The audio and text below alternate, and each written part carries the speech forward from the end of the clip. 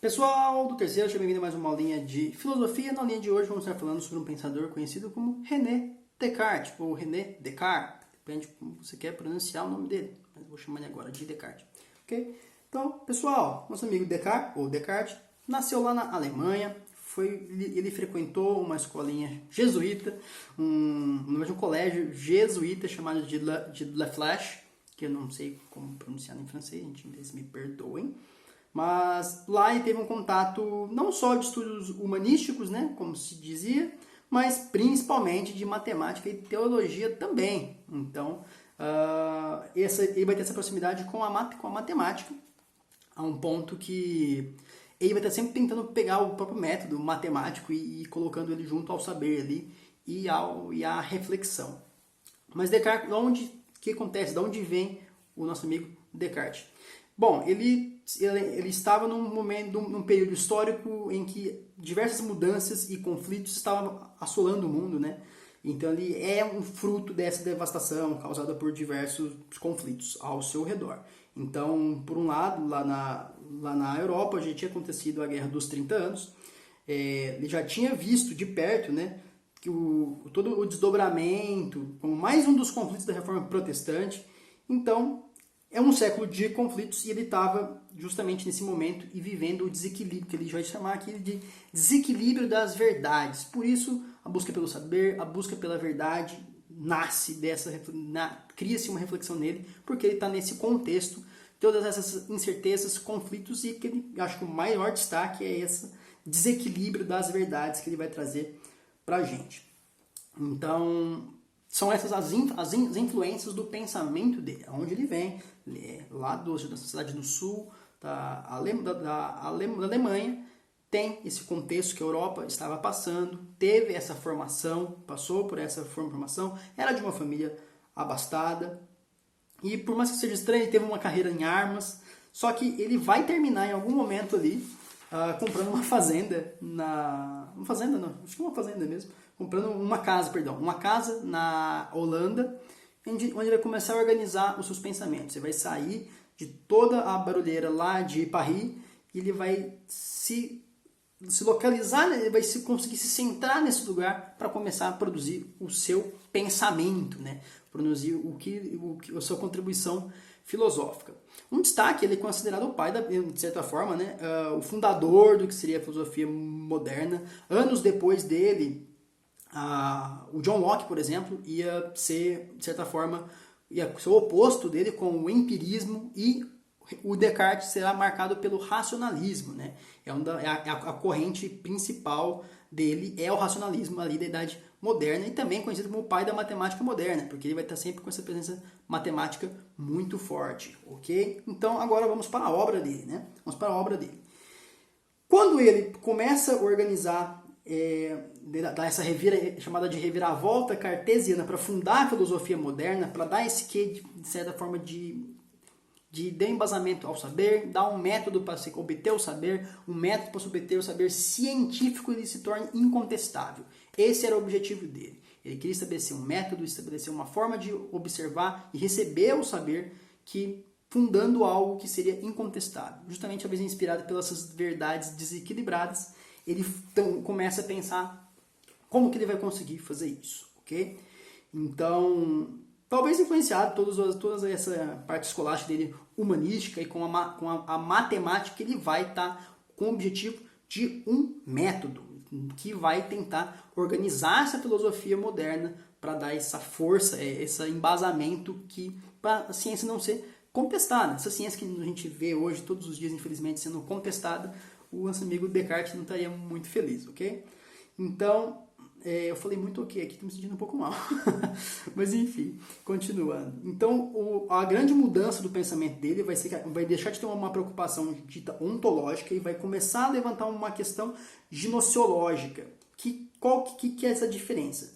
Mais importante do que simplesmente conhecer as coisas é verificar qual é a maneira que é possível conhecer as coisas. Essa é a principal reviravolta do pensamento dele.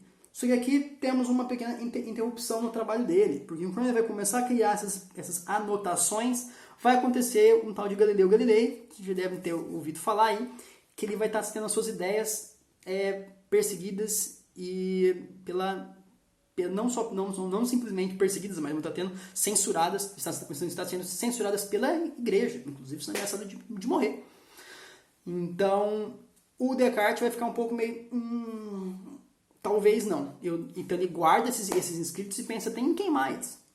Isso lá em meados de certa forma, 1683, que ele já retoma, ele não queima, ele toma a opção de não queimar, então ele retoma o trabalho dele e decide publicar o trabalho dele. E o primeiro trabalho dele é conhecido como Discurso sobre o Método, que aí vai ter esse método que ele tinha como objetivo, que ele tinha como de certa forma, proposta. E só que nisso, pensem que ele ficou muito tempo pensando como que ele transformaria esse material para ser palatável para a igreja, para ele não ser perseguido e não ser, né, ceifado aí, ok? E aí nasce, de certa forma, o método que é a proposta dele para dar essa legitimidade para a ciência. Então, o método cartesiano consistia, de certa forma, em estabelecer princípios fundamentais para seguir e derivar deles suas consequências, assim como os teoremas são derivados dos axiomas. Dessa forma, Descartes esperava construir, sob bases firmes e sólidas, um edifício filosófico que ficasse imune à controvérsia fútil que havia caracterizado a filosofia até então. Acabei de ler um trechinho da página 13, logo depois do método, que eu acho importante, quem quiser grifar, acho bem determinante que vocês grifem. Então, gente, tranquilinho. Ele basicamente queria fazer um método para não ser contestável à ciência, dar um embasamento ao saber filosófico, científico e incontestável que ele conseguisse. Então, uma base firme para esse método de análise para alcançar o saber. Tranquilo, né? Acho bem de boa, né? Até aqui tá tudo bem. Então, o objetivo dele justamente era criar um método rigoroso, isso é interessante, rigoroso, que fosse não só rigoroso na forma como você analisa, mas que para quem visse você analisando, fosse, de certa forma, palpável, aceitável e passasse credibilidade para ser incontestável. E sem isso, o conhecimento sobre o mundo continuaria a ser uma hipótese contestável ao infinito, portanto nunca poderia se tornar uma ciência. Então ele dizia que o método dele ser funcional é o que a ciência estava dependendo naquele momento. E por isso que ele, inclusive, é considerado um dos pais da grande revolução científica também, ok? Então ele diz que nós devemos, inclusive, construir um novo edifício para o que nós entendemos de método e ciência, não simplesmente reformar o que estava sendo feito sobre ciência até então. E aí ele estipula um negócio chamado de dúvida metódica. Então, a submissão de todo conhecimento a um processo de suspensão de validade é o que ficará conhecido no pensamento cartesiano como dúvida metódica. Então, ele vai representar 4 regras para conhecimento de tudo o que a razão é capaz de conhecer e que serão suficientes, contando que tomasse firme e constante resolução de não deixar uma única vez de observá-los. Então aqui eu vou ler essas 4 regras para vocês, que é importante, então vamos ler juntos aqui, que é justamente o que vai fundar essa dúvida metódica em o que era possível se aprender, conhecer, pautar através da razão. Tudo que é capaz da razão conhecer. Olha só, através da aplicação, passar por essas 4 regras sem nunca não deixar uma única vez de observar essas 4 regras. Então, vou ler as 4 regras. Começa aqui na página 13, quem quiser grifar é uma boa ideia. Nunca aceitar coisa alguma como verdadeira sem que a conhecesse evidentemente como tal, ou seja, evitar cuidadosamente a precipitação e a prevenção, e não incluir em meus juízos nada além daquilo que se apresentasse tão claro e distinto ao meu espírito, que eu não tivesse nenhuma ocasião de pô-lo em dúvida. Esse é um.